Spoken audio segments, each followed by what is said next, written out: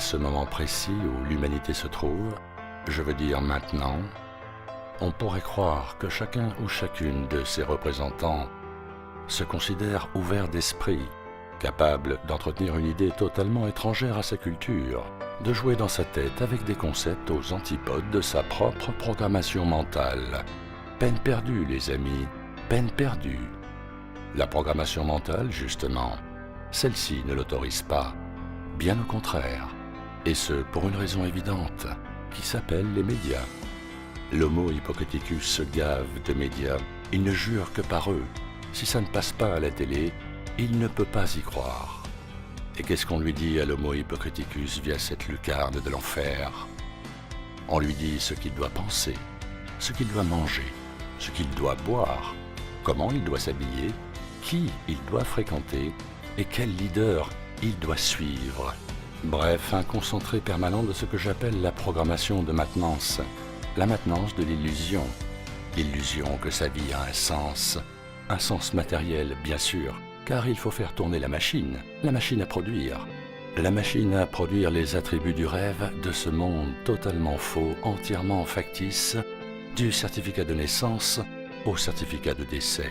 Entre les deux, une vie asservie aux seuls besoins de ceux qui nous contrôlent et que nous appelons autorité, élite. Ceux-là, quels qu'ils soient, ont tous vendu leur âme au diable, sans exception.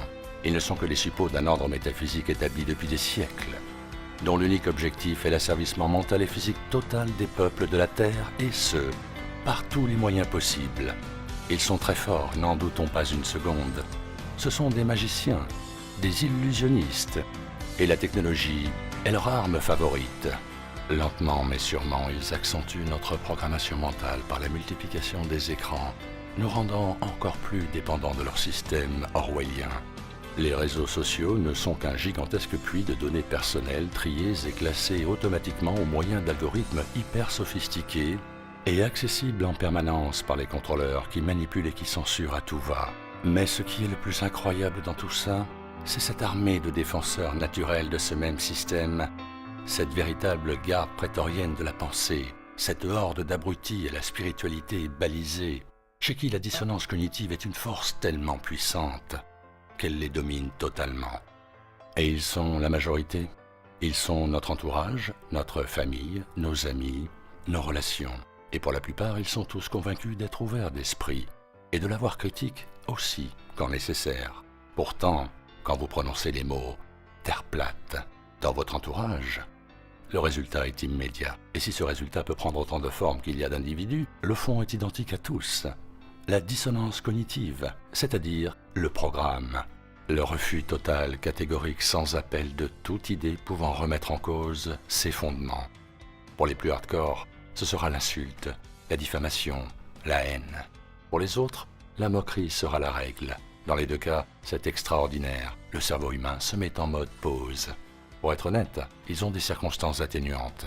Car prendre la véritable mesure du carnage spirituel, intellectuel, moral et physique réalisé par cet ordre métaphysique diabolique est très douloureux, très douloureux.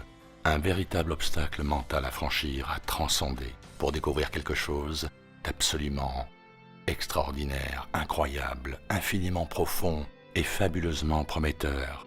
Quelque chose qui vous redonne espoir, qui vous redonne foi en l'homme.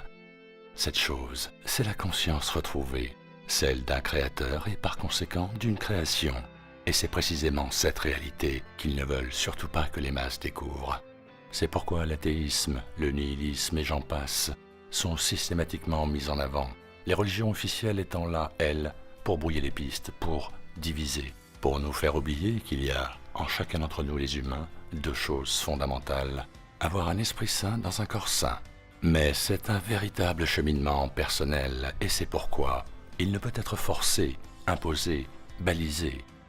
Le débat sur ce qui est pourtant ce que je considère comme le mensonge fondateur, le mensonge racine d'une nouvelle doctrine de l'esprit, celle consistant à éradiquer la création par le truchement d'une hallucinante théorie héliocentrique doublée d'une encore plus hallucinante théorie de l'évolution, est donc parfaitement impossible. Voilà finalement l'objectif de la dissonance cognitive. Alors les trolls qui passent leur temps à répandre leurs inepties, leurs diffamations, leurs insultes, à l'encontre d'ITV ou d'autres chaînes, je les plains profondément, et je ne peux que les ignorer tout en espérant qu'ils arrivent finalement à sauver leur âme sans trop y croire pour certains hardcore. Faites vos propres recherches les amis, soyez très vigilants, utilisez votre logique, et surtout, posez-vous toujours des questions, et n'acceptez aucune version officielle sans l'avoir auparavant décortiquée. Portez-vous bien, c'était John Doe pour ITV.